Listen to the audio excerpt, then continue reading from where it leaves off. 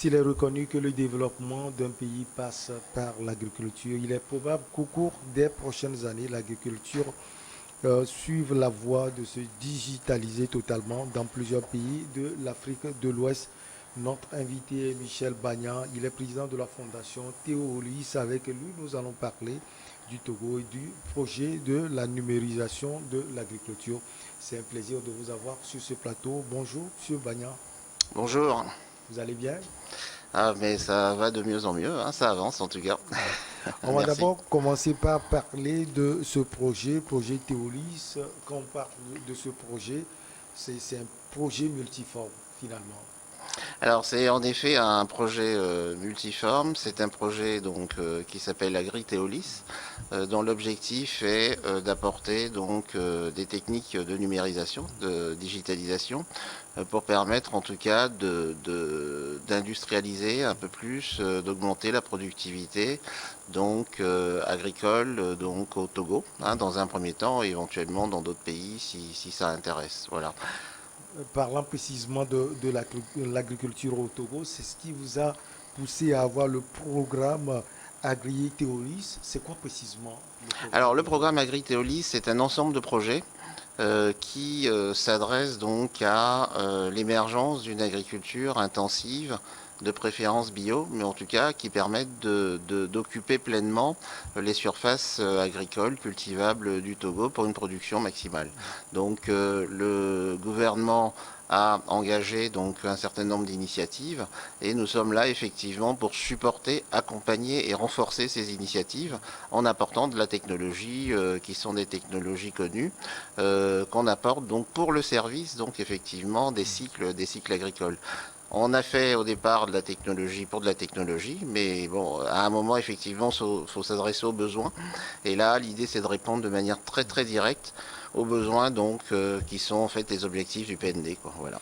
Parmi ces technologies, il y a les cartes de fertilisation des sols. C'est quoi précisément Alors, cela? la carte de fertilisation des sols, ce n'est pas une technologie. Aujourd'hui, en fait, le gouvernement, le ministère de l'Agriculture a travaillé sur une carte de fertilité des sols. Hein, donc, et cette carte permet de dire dans quelle région, quelle culture est propice dans telle région. Je fais de la pomme de terre dans la région des savanes, etc. Bon, ceci dit, cette carte a été établie de manière très, très globale et c'est une macro-carte, en fait. Et aujourd'hui, nous, avec les 120 donc, stations météo, vous allez constater que c'est un chiffre qui ressemble aussi au nombre de mairies. Hein, donc, ça veut dire qu'on en aura probablement une dans chaque mairie. Ça permettra de préciser donc cette carte de fertilité des sols. On pourra, plutôt que dire globalement pommes de terre dans les savanes, on pourra dire il faut le faire à Mondouri ou à Naki Est ou à Tanjouari. Voilà, c'est des choses comme ça. C'est ce genre de précision que nous allons apporter et ça permet de ne pas se poser trop de questions métaphysiques quand on lance une exploitation pour savoir ce qu'on va faire. On sait en fonction de ces indicateurs qu'on doit faire soit du potager, soit de la pomme de terre ou du maïs. Voilà, ça sera beaucoup plus simple et c'est du conseil qui est apporté donc aux agriculteurs. On parle d'optimiser les cycles de production agricoles aussi. Ah oui, alors l'optimisation des skills de position, c'est un mot pompeux pour dire tout simplement qu'on dit aux agriculteurs quand est-ce qu'ils sèment, plutôt que de regarder la lune ou je sais pas quoi, d'attendre la pluie. On sait qu'il faut semer un peu avant la pluie. Ça permet de dire, faut le faire mardi et c'est mieux que de le faire aujourd'hui ou le faire dans 2 semaines. Et ça, c'est une des cadences qui est importante. Donc, c'est le moment où il faut semer. C'est aussi le moment où il faut récolter, parce que trop tôt ou trop tard, c'est tout à fait contre-productif. Et puis, c'est aussi le plan d'entretien, donc en fonction des différentes cultures. Et ça permet de cadencer à travers ce qu'on appelle une lecture horizontale des indicateurs. Donc c'est l'historique donc des températures, de l'humidité, de la salinité qui permettent effectivement de planifier les actions d'entretien et des actions de récolte. Voilà. Selon vous, quel impact tout ce chemin, si on peut le dire ainsi, peut avoir sur l'agriculture au Togo? C'est de la productivité, c'est-à-dire qu'en fait, on va planter à des endroits les plus propices les cultures qui vont pousser le mieux, donc ça va générer donc une production plus importante. On va planter au bon moment, faire le bon entretien et la bonne récolte, et c'est de nature complètement à optimiser donc les efforts donc de nos frères agriculteurs. Voilà, pour le même effort, on aura plus de résultats et peut-être en espérant, en rêvant un peu, on pourra peut-être remplacer l'Ukraine, un de ces quatre, sur ce secteur-là. Il n'y a Voilà. pas que cela, il y a le projet Station Météo Togo, ça rentre également dans l'agriculture? Ah oui, oui, tout à fait. Le projet Station Météo consiste effectivement à mettre en place donc ces 120 stations là dont on a parlé tout à l'heure, et ces stations météo ne sont que des capteurs. Ne sont que des capteurs d'indicateurs. Et ces indicateurs sont regroupés sur un serveur central qu'on va garder à Lomé. Les données sont au Togo, on ne va pas les mettre ailleurs, et elles seront au Togo. Et c'est sur cette base-là qu'on peut faire donc des prévisions, qu'on peut faire de l'analyse et apporter donc des vrais éléments de conseil aux différentes catégories des acteurs du secteur agricole. Parce qu'il y a différentes catégories. L'agriculteur de Mandouri, par exemple, n'a pas les mêmes besoins que le conseiller de la direction régionale de l'agriculture de Socodé, quoi. Voilà. Donc, Monsieur Bagna, vous dites que nos stations météo sont innovantes car elles ont été conçues pour s'adapter au mieux au climat. oui, parce qu'en fait, alors, on a fait des pilotes, on a fait des tests, et c'est sûr que si on prend des stations météo françaises et qu'on les emmène ici, on n'a malheureusement pas de neige. Donc, il y a pas mal de capteurs dont on n'a pas besoin, parce qu'on ne sait pas mesurer l'enneigement, ça n'a pas de sens chez nous. Par contre, il y a certains capteurs qui ne sont plus pertinents quand on est dans des plages de température qui sont de-delà de 25. Et malheureusement, ça arrive souvent quand même chez nous aussi. Et donc c'est pour ça que c'est en fait des bornes, des capteurs qui ont déjà été étalonnés aux Antilles. Donc en Guadeloupe en particulier, où effectivement pendant plusieurs années on les a observés, on a vérifié que ça a un comportement tout à fait pertinent et fiable, et ce qui fait qu'on les a intégrés donc déjà dans un pilote, parce qu'on parle de lancement, mais en fait le projet a été lancé depuis janvier 2020, donc on a installé 12 pilotes dans toutes les régions du Togo, et aujourd'hui ces indicateurs sont disponibles sur internet, vous y avez accès aujourd'hui par défaut, donc tout le monde y a accès, et c'est des indicateurs qui fonctionnent et qui marchent bien. Donc maintenant que ça marche, on déploie et on étend donc à 120, sachant que l'objectif c'est d'en avoir 400 au total. Vous pensez que l'agriculture au Togo quitte les sentiers battus pour être digitalisée, Monsieur Bagna? On espère, en tout cas, on espère être un contributeur pour ce changement, pour cette évolution, cette émergence. Mais on ne peut pas être seul à le faire. Nous, on fournit l'outil, mais vous savez très bien que l'outil et l'artisan doivent être ensemble pour générer ce type de changement. Donc derrière, il y a un enjeu effectivement d'éducation, de formation et puis de sensibilisation à l'utilisation des indicateurs qu'on va mettre à disposition pour que ce soit le plus efficace possible pour l'optimisation de nos cycles agricoles. Mais en tout cas, on est sur le bon chemin et on est en avant sur les pays voisins. Et Théolix n'embrasse pas seulement l'agriculture, il y a également d'autres domaines. Pourquoi tant d'investissements dans le social, Monsieur Bagna? En fait, il n'y a pas. Disons que Théolis au départ a commencé. Théolis est un fournisseur d'accès Internet, donc on a démarré nos activités en 2018. On a une licence en 2017.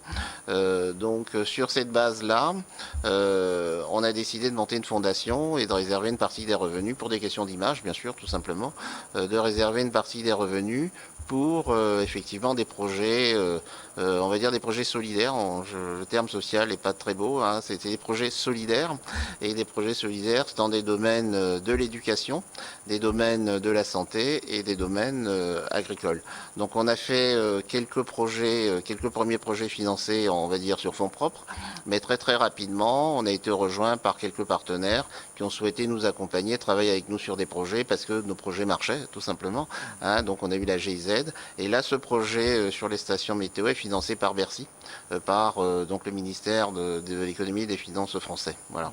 Donc il y en a d'autres aujourd'hui qui frappent à la porte pour avancer avec nous, ce qui est pour nous très bien, mais on préfère faire quelques projets bien plutôt que d'en faire trop et pas fini, quoi. Voilà. Vous parlez de développement solidaire, d'ailleurs vous l'aviez dit tout à l'heure, dans l'agriculture, surtout en quoi consiste ce développement? Ah bah déjà apporter un outil de travail complémentaire à la population agricole, qui n'est pas que l'agriculteur, parce que dans la population agricole, vous avez aussi des coopératives qui sont plus ou moins grandes, vous avez des grands industriels, enfin des grands agriculteurs plutôt, et aussi industriels d'ailleurs, dans certaines régions, en particulier je pense à certains de la région centrale, leur apporter de l'information, leur apporter de la sensibilisation, leur apporter de l'éducation, les faire progresser dans l'échelle de connaissances, de compétences. Je pense que en tout cas, c'est un premier apport qui est nécessaire, mais bien sûr pas suffisant. Ensuite, derrière, il faudra qu'ils prennent eux-mêmes, qu'ils s'approprient tous ces outils et qu'ils les utilisent pour l'émergence de notre agriculture. Ce que vous portez est très lourd, Monsieur Bagnan, Michel. Est-ce que vous pensez que le Togo arrive véritablement à percer la profondeur de ce que vous êtes en train de faire, puisque le pays est essentiellement agricole? Ah ben, raison de plus, essentiellement agricole, donc raison de plus pour mettre l'église au milieu du village, c'est-à-dire d'avoir donc la priorité sur ce type de sujet. C'est aussi pour ça que on a commencé le projet d'envergure là-dessus. Alors, ce qu'on porte, est-ce que c'est lourd? Non, en fait, on a fait un travail très simple, c'est de se poser la question de savoir quelles sont les grandes priorités et où est-ce qu'on peut avoir une petite valeur ajoutée. Et celle-là a été retenue cette fois-ci. On a aussi des partenaires investisseurs qui ont validé ce type d'approche. Donc c'est pour ça qu'on le fait. La prochaine marche de l'escalier, ça sera des domaines, pareil, qui seront validés par les priorités de nos autorités, donc les priorités des Togolais. Et puis derrière, donc, une validation des différents partenaires qui sont prêts à nous accompagner là-dessus. Donc, on n'a pas du tout l'impression de porter quelque chose de lourd. On a plutôt la fierté d'être de grands contributeurs de quelque chose qu'on pense être l'activité centrale de demain. Je répète que cette question de l'agriculture, cette question de la famine potentielle va être un grand sujet. Et ça serait bien qu'on soit aux meilleures loges possibles de cette prochaine scène. Vous l'aviez dit tout à l'heure, ces projets tous azimuts sont financés. Qu'est-ce qui fait la différence entre Michel Bagnan et d'autres qui ont aussi de tels projets? Est-ce que c'est la pertinence de votre projet qui porte ses fruits? Oh, je pense que c'est surtout la persévérance. On est dans un monde difficile, on est dans un environnement très dur. On est dans un contexte où l'incompréhension est souvent donc la première des non-qualités, si je puis dire. Donc je pense que pour nous, c'est surtout la persévérance. Je ne dis pas que tout ce qu'on fait est facile. Ce que je dis, c'est en tout cas qu'on prend du temps pour réfléchir à comment le faire. Et ensuite, quand on se lance, on va au bout parce qu'on a la conviction. On fait comme l'aveugle. On dit toujours que l'aveugle, quand il dit qu'il va vous lancer une pierre, c'est qu'il l'a sous le pied. Nous, on prend le temps de fabriquer la pierre, de bien la garder sous le pied. Et quand on la lance, c'est qu'on sait quand même où est-ce qu'elle va atterrir. Alors, l'écosystème numérique togolais reste encore très peu diversifié. La marche, Monsieur Michel Bagnan, cette marche vers la digitalisation, j'allais dire, vous pensez que sur le chemin, il y a encore des choses à faire? Si oui, quoi concrètement? Ah ben, pour être tout à fait honnête, il y a beaucoup, voire tout à faire. Nous, on est qu'au tout début d'une grande, je pense, j'espère en tout cas, d'une grande révolution. Sur le marché, il y a bien sûr d'autres acteurs, donc numériques. On espère en tout cas donner l'exemple. On adore la technologie, mais souvent quand on explique la technologie, bon, les gens soit ne comprennent pas, en tout cas soit ne voient pas à quoi ça sert. Donc aujourd'hui, ce qu'on nous prétend, c'est qu'il est plus intéressant de répondre directement aux besoins de l'agriculture ou autre. Il y a la médecine, il y a d'autres choses. Et en répondant aux besoins, les gens comprennent ce qu'on fait. Alors évidemment, derrière, il y a beaucoup de technologie, mais donc on invite aussi les autres acteurs à travailler sur des besoins plutôt qu'à installer des tuyaux que personne ne comprend, quoi. Le secteur a été inscrit dans la vision du récent programme quinquennal du Togo.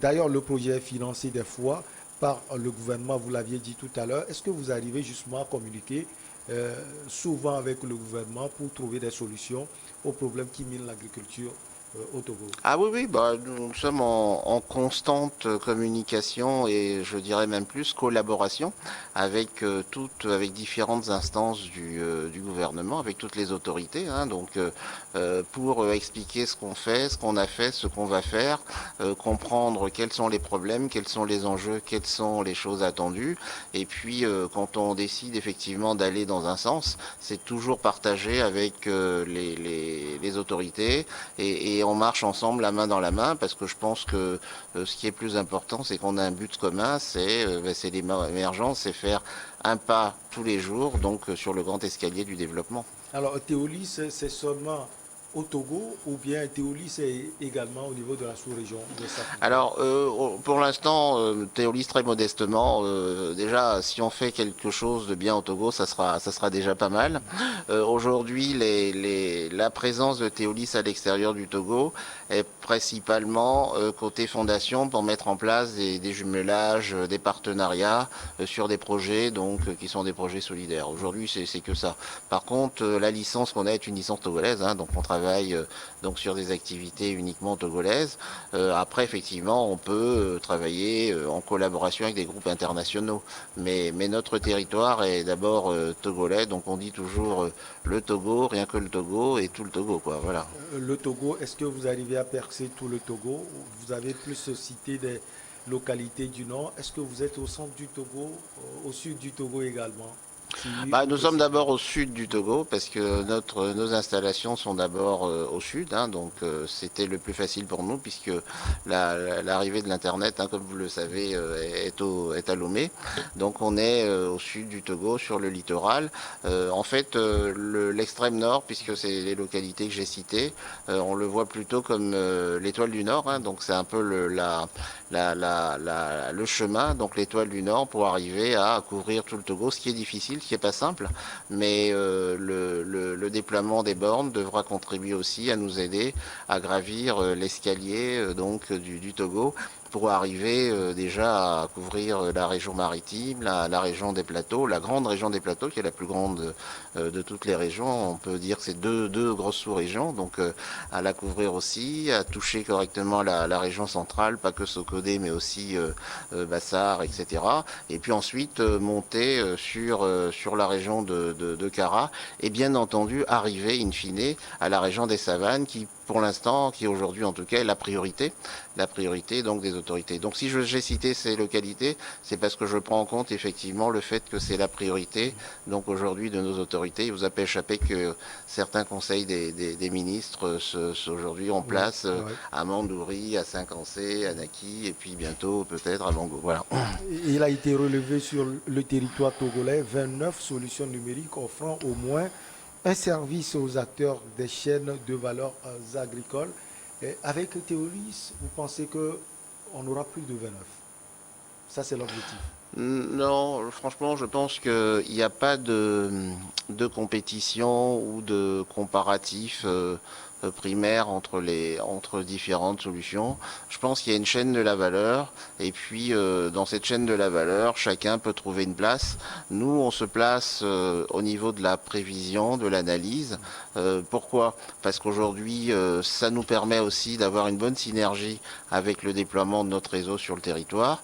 Derrière, ça nous permet aussi de capitaliser sur des données agricoles sur lesquelles on peut travailler sur de l'intelligence artificielle, des choses comme ça, pour avoir un historique, un petit entrepôt qui permet effectivement de faire d'autres analyses. Donc je pense que les technologies, qu'elles soient 29 ou 40 ou 300, l'important est pas forcément là. Ce qui est important, c'est l'impact de chacune des technologies sur la chaîne de la valeur que vous avez mentionnée. Et nous, on sera, une fois qu'on aura fini le déploiement, à partir de l'année prochaine, on partagera des mesures des mesures d'impact sur la carte de fertilité, donc des sols, des mesures d'impact sur l'optimisation des cycles, donc par culture, et ça, on partagera ces mesures d'impact, et on n'est pas dans les 29 technologies, on est dans une approche d'optimisation de cette chaîne de la valeur qui pour l'instant est nationale, mais qui pourrait être aussi internationale. Vous avez des relations particulières avec l'Organisation des Nations Unies pour l'alimentation et l'agriculture peut-être? Malheureusement, non. Je n'ai malheureusement pas de relation particulière avec eux, mais bon, j'aimerais bien savoir aussi. On travaille beaucoup avec les autorités. C'est vrai que pour l'instant, on nous a pas poussé vers eux, mais bon, on est tout à fait ouvert à entendre ce qu'ils peuvent nous dire et vers où ils peuvent nous pousser. Mais bon, on pense modestement que ceux qui peuvent savoir ce qu'il faut apporter au Togo, c'est d'abord les Togolais, quoi. Après, on peut aller demander à d'autres, mais. Peut-être avec le Fonds international de développement agricole au Togo, FIDA. Pas encore, pas encore. C'est aussi le fait de faire un lancement. C'est aussi une manière d'expliquer ce qu'on essaye de faire. Et effectivement, tous les acteurs qui peuvent nous aider, nous apporter, nous conseiller, nous orienter, nous aiguiller, sont les bienvenus. Et c'est aussi pour ça que nos portes sont parfaitement ouvertes pour écouter, travailler en concert avec d'autres, profiter d'autres expériences. Parce que ce qu'on fait, bon, même si c'est nouveau et innovant, enfin je le pense, au niveau de la sous-région, bon, c'est vrai qu'on n'a pas été chercher dans des régions très lointaines comme l'Amérique latine, etc. Et s'il y a des expériences qu'on peut réutiliser, nous sommes tout oui, et c'est avec plaisir qu'on écouterait des intervenants du FIDA ou d'autres. Hein. Voilà. Nous tendons vers le terme de cet entretien. On l'a vu, on l'a déjà dit, Théolis, ce n'est pas seulement au niveau de l'agriculture, précisément, c'est également à quel niveau? Alors, au niveau de la fondation est là pour recueillir des besoins. Il y a des projets prototypes pilotes qui sont faits, qui sont financés sur fonds propres. Et derrière, ça génère des projets plus ambitieux qui, eux, derrière, tirent donc les activités télécom, en particulier, mais en général des activités, on va dire, technologiques. Donc, les autres domaines qui sont identifiés sont aujourd'hui la santé. Donc on essaye de réfléchir à des choses autour de la santé. Bon, moi j'habite la commune d'Agouet, vous n'êtes pas sans savoir qu'il y a des futures, des grandes initiatives santé qui se passent par là-bas. On essaye en tout cas d'approcher avec eux quelques réflexions. Bon, pour l'instant c'est que des réflexions, donc une fois qu'il y aura des choses concrètes, effectivement on pourra communiquer là-dessus. Donc on a aussi, pour nous c'est très très important, l'éducation. On essaye de lancer l'école supérieure du numérique qu'on a mise en place depuis 2 ans. On essaye de la faire démarrer. On a beaucoup de mal à trouver le bon compromis entre le prix de la scolarité et puis le niveau des élèves et puis le nombre, etc. Donc c'est quelque chose qu'on est en train d'étalonner et j'espère que d'ici la rentrée prochaine, ça sera plus clair. Voilà. Un message aux agriculteurs du Togo, le projet de numérisation de l'agriculture par le biais de Théolis, qu'est-ce qu'ils peuvent espérer concrètement, M. Michel Bagnan? Ils peuvent espérer déjà la productivité, déjà le choix de la culture la plus adaptée à la terre qu'ils possèdent. Voilà, ça c'est la première chose. C'est sûr que faire des carottes à Saut-Toubois, ça ne marche pas aussi bien que le faire dans la région maritime, etc. Donc c'est déjà faire le bon choix, ça c'est la première chose. Et puis deuxièmement, c'est une fois que le bon choix est fait, c'est avoir la possibilité de maximiser la production sur un territoire qui rapportait, je sais pas, 10 tonnes, passer tout de suite à 12, 13, voire bientôt 15, voire le doubler, donc en respectant de manière rigoureuse les prescriptions qui seront les prescriptions des cycles optimisés agricoles. Voilà. Ça a été un plaisir pour nous de vous avoir sur ce plateau. Peut-être un dernier mot à l'endroit de nos chers amis scottiers. Un dernier mot, je ne peux que dire merci. En tout cas, je dis surtout merci à ces projets. Quand on les fait, on les fait effectivement. On a toujours l'impression qu'on les fait seuls, mais c'est vraiment pas vrai du tout. Il y a toute une équipe d'une bonne quinzaine de personnes qui ont travaillé principalement sur le déploiement du pilote. Je rappelle qu'il y a 12 stations, donc je leur dis merci parce que c'est quand même eux qui l'ont fait. C'est pas moi qui ai installé les bornes météo donc à Tindouaré, à Séquencé, à Bassard, à Sotoua, donc c'est pas moi qui l'ai fait, donc je leur dis merci.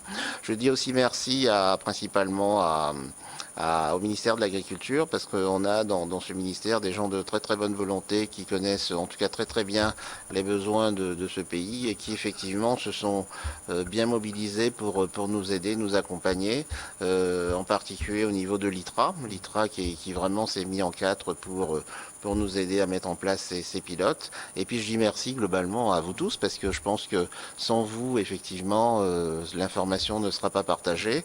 Et au-delà de cette information, c'est un appel à nous rejoindre dans nos initiatives, parce qu'on a besoin de tout le monde pour améliorer, optimiser ce qu'on fait, qui est toujours à l'état expérimental. Donc merci de vos recommandations, de vos inputs, pour nous permettre de faire encore mieux l'année prochaine.